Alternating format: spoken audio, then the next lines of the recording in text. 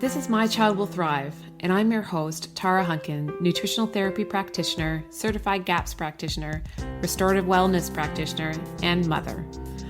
I'm thrilled to share with you the latest information, tips, resources, and tools to help you on the path to recovery for your child with ADHD, autism, sensory processing disorder, or learning disabilities.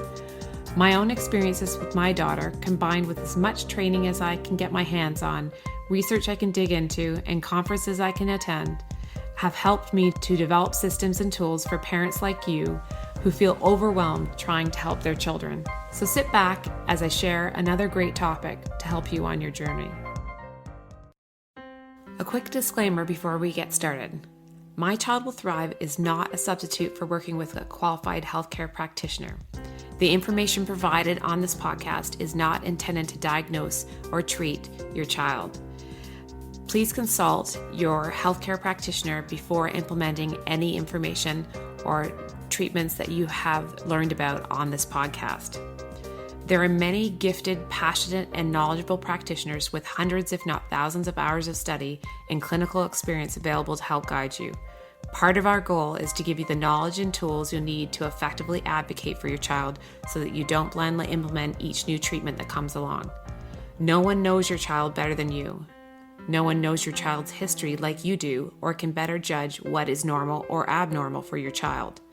The greatest success in recovery comes from the parent being informed and asking the right questions and making the best decisions for their child in coordination with a team of qualified practitioners in different areas of specialty. Today's podcast is sponsored by the Autism, ADHD, and Sensory Processing Disorder Summit. In order to learn more about the summit and to sign up for free, please go to www.mychildwillthrive.com/summit. Welcome back to the My Child Will Thrive podcast. I'm Tara Hunkin, and I am excited to be back to you today with another episode of Toolkit Tuesday. What is my Toolkit Tuesday, you might ask? It's where we share some of the best tools in our toolkit that I have learned over the years that either help you manage your child's care, or actually we're going to be doing some toolkit episodes coming up where there are actual tools that we use in therapies themselves. Today, though, I want to talk to you about one of my favorite tools that's in the free mychildwillthrive.com toolkit. And you can find that at mychildwillthrive.com/toolkit. And that is the protocol and therapy review worksheet, otherwise known as the progress tracker. And I like to say it adds a little science to the art of managing your child's care. And the reason why I like this tool so much, and I developed it after years of working with my own child and then working with other people, is that I consider it the ultimate decision-making tool. And it is a tool that I recommend for everybody to use to help not only track your child's care, but really to help you make those decisions when we get stuck, or you feel like you need to start or restart, or you're just moving along and you just want to know if what you're doing is working, and or whether you need to stop doing that and change, or whether you need to continue to do what you're doing because you're seeing progress. It is, and it also is the tool that I love to help work with a practitioner, so you make sure everybody's on the same page and that we are providing them also with the information that they need to help us make decisions as we move forward with their children. So if you are listening to this on a podcast platform, I want you to know that you can also watch it, where you can actually see, I'm going to share you what the tool looks like. It's a one-page digital download, and you can watch that on our website at mychildwillthrive.com. All the podcast episodes are there in video format too. You can watch it on our YouTube channel, and you can watch it on IGTV on our Instagram feed as well. There are lots of different ways to go about seeing this if you want to stop to look at the video at some point in time. But in the meantime, I'm going to describe in detail what is on this one-page protocol and therapy review worksheet. And I say it's a review worksheet because it's not just a tracker, but it's what we can use to review what we've been doing with our children as well when we're making those decisions. So what it has on the one-page tracker or review worksheet, it has obviously the basic information. You're writing your child's name down. That makes things simple, but some of us have more than one child that we're working with at a time, and it makes it a little bit easier to keep track of things that way. You're going to mark down the start date. So what's the date you're starting this new therapy or protocol or whatever it is that you're doing with your child? And then the next box is the expected duration. So how long are you going to be doing this?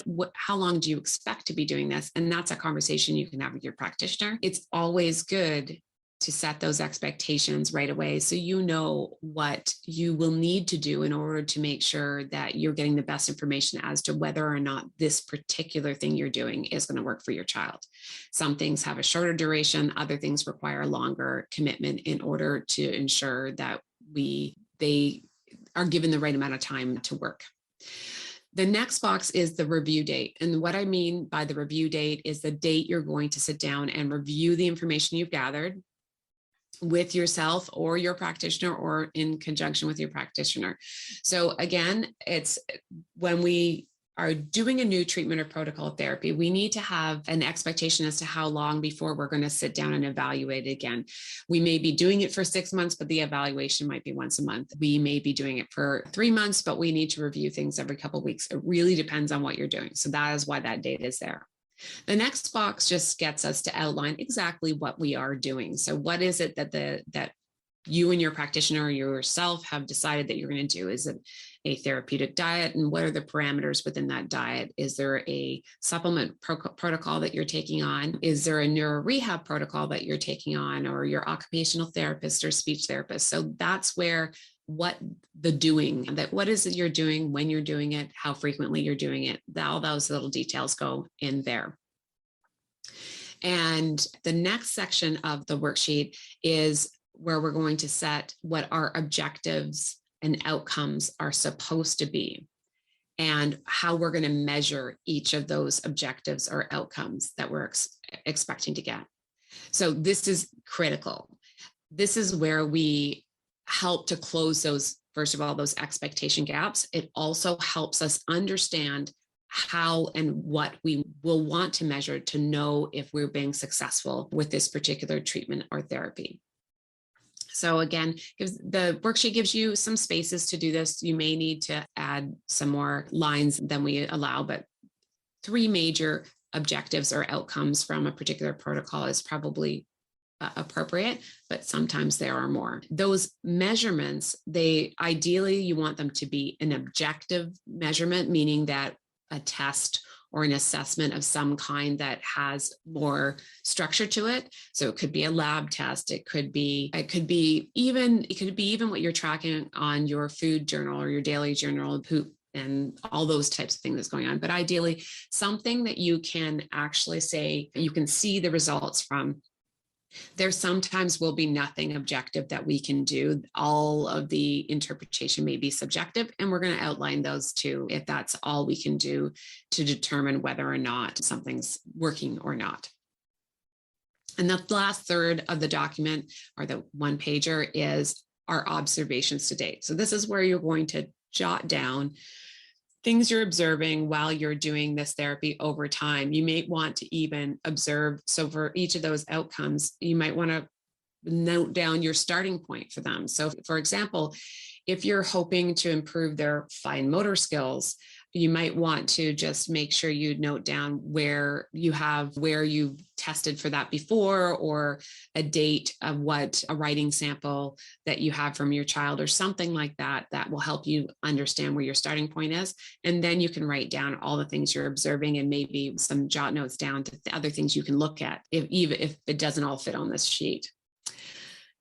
So once you have all that information, you're going to then be able to sit down at that review date with your practitioner, or if you're doing this by yourself independently, you can sit down that review date and then look at those objective measurements and see where you think your child found success in what you're doing and where you're not sure if it's working.